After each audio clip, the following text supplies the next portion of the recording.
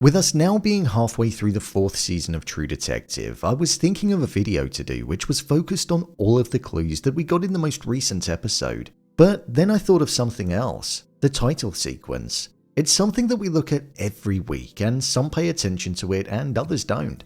However, it seems like there could be some clues within the title sequence, and I thought I'd delve into it, break it down, and explain the important shots within it, and also discuss any hidden details or pieces of symbolism that are present. So let's get into it. Here is the opening title sequence in True Detective Season 4 broken down and explained. Just to let you know, this video will contain spoilers. I've taken information from all of the trailers that we've had as well as the episodes that have been released so far. So if you've been avoiding trailers because you want to go into every episode without any idea, then this video might not be for you. I'm just giving you a warning. One thing that's clear to see about the title sequence is that it's a representation of the passage of time that's passing through the investigation of the murder of Annie Kay, and also the case of the dead scientists that were found out on the ice. This is represented by the road in Ennis. There have been things in the opening title sequence that are linked to what we've seen already, and there are also things that I think will have some importance moving forward. So I think the opening shot of the road is representing the journey that we're going on throughout the show, and everything we see along that road is part of the case developing. One of the first shots that we saw was of a bathtub that was half painted orange on the side of the road, and when we then eventually got a close-up shot of the water inside of the bathtub, it was completely black and looked extremely thick. I think this is being shown to us for two different reasons. The first is because it's highlighting the state of the town of Ennis and the conditions that people are having to live in due to the work that the mining company is doing. We know that the residents that are living there are living in a toxic area due to the work that the miners are doing, which is compromising their water, meaning that they don't have access to clean drinking water or fresh water to clean with. So I think it represents the fact that this issue is at the heart of the season. But I also think that the thick, dark, black nature of it is symbolic of the ever-present darkness that is there in the night country due to the fact that there's no daylight, but also because of the sinister things that seem to be occurring. The next shot that we had was of an orange rolling in the middle of the road. This is something that also appeared later on down the line in the title sequence. We've also seen an orange appear on a couple of different occasions throughout the 3 episodes too. For example, we saw it roll out underneath Evangeline in the most recent episode, and in the trailer for episode 4 it seemed like her sister was going to be admitted to the lighthouse, and whilst in there it seemed like she was going to have an orange roll out from underneath her bed.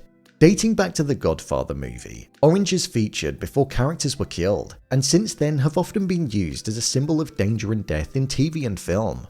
The fact that Evangeline and Julia are both seeing the orange rolling out in front of them, I feel it's hinting towards some kind of connection between the both of them in the present day and the sinister side that we're yet to see appear.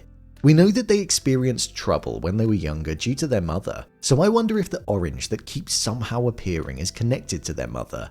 Lund said, "Your mother is waiting for you" to Evangeline in the most recent episode. So maybe the orange is her trying to make contact with the both of them, which could be the imposing danger which could become ever present for them. It seems like Evangeline can see the dead, and with her sister hearing voices, what if she can too?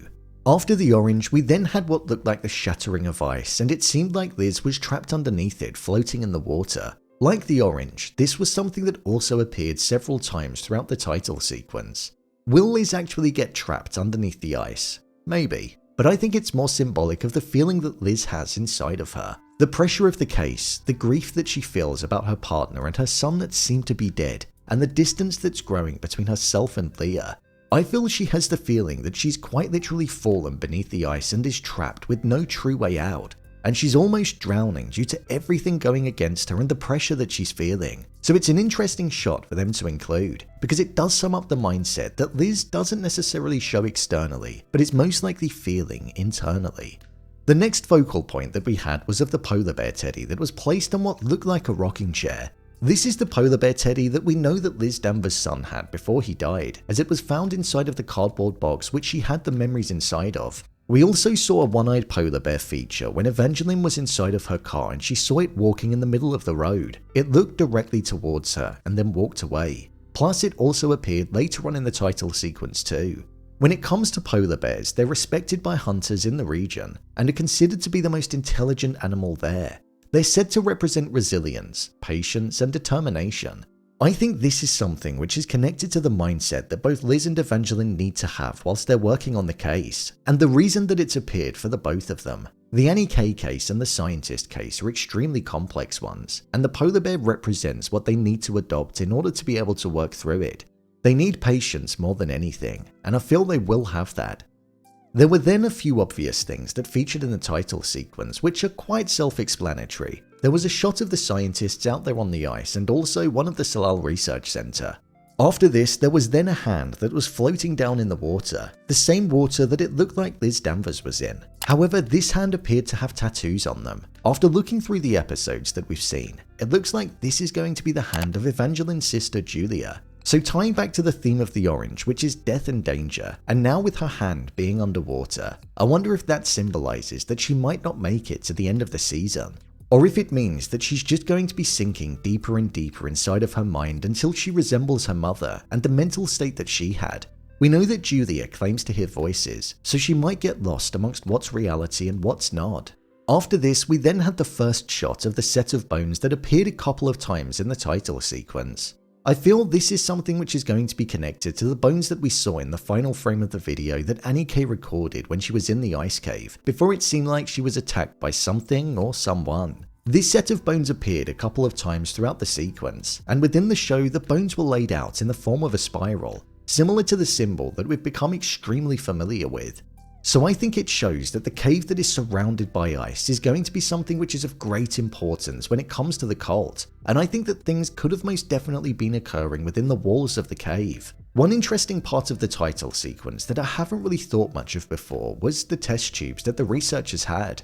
There was a focus on them, and after looking at them all, it seemed like their code was ENN for Ennis, C for core, A, B or C depending on which section they were categorized into, and then T for tube and the number. The numbers were up in the hundreds, so there were a lot of samples of whatever it is that's in there. Judging by the shot in the trailer, which we got after the first episode, it looked like some of them were just filled up with snow, so I wonder what the importance of them actually are. We know that the researchers were looking to extract an organism to stop cellular decay, so it's most probably going to be connected to that. And judging by Liz's reaction, maybe even Annie K. After this, there were then a few shots that happened quite quickly. There was one of a car that was covered in snow on the outside and also on the inside as well. I think this is going to be from the episode where it looked like Evangeline is going to be involved in some kind of accident, which causes her car to drive into a wall of snow.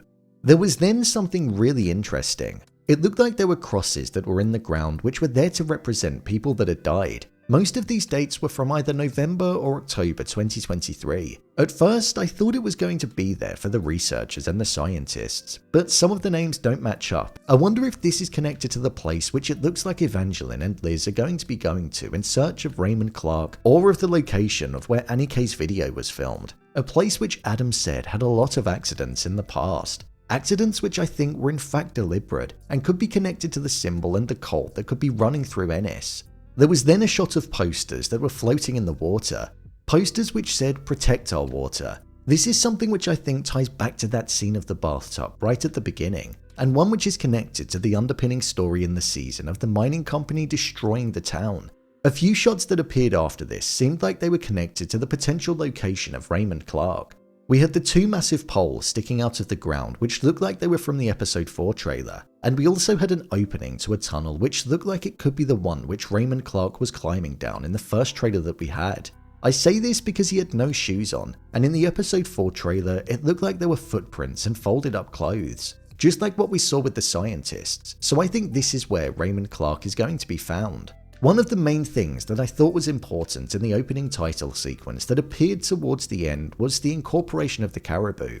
The entire season started with the caribou being hunted on the last day of daylight before the night began, and it had them reacting to something that they sensed. This caused them to run off of a cliff all at once. Caribou is symbolic for life and survival when it comes to the people from that region. The animal was historically used for clothing, food, shelter and tools, and without it, life wouldn't have been able to thrive. Whilst there are these positive connotations to the caribou, one thing that I just can't shake out of my head is their antlers. They're pretty similar to the ones that were seen on Dora Lang in season 1 of the show, which is connected to the Yellow King cult. So I wonder if although they have the positive associations, it's been included in there as a connection to Season 1 to show us that the cult is present within Ennis. We've got the symbol, the antlers, the total connection, and the unexplained deaths. Whilst title sequences can sometimes just be a bit boring to watch, and a lot of the time they do just get skipped, it's always worth giving them a watch, even just the once, to see if there's anything hidden within it. Whilst what I've said isn't necessarily the truth behind the title sequence, it's merely what I've interpreted from it. So if you've got a different opinion on some of the shots that feature, then let me know in the comments below. I did leave some shots out as they were either really self-explanatory or ones that I didn't see much deeper meaning in when creating the video. So, there you have it, True Detective Season 4, the opening title sequence broken down and explained.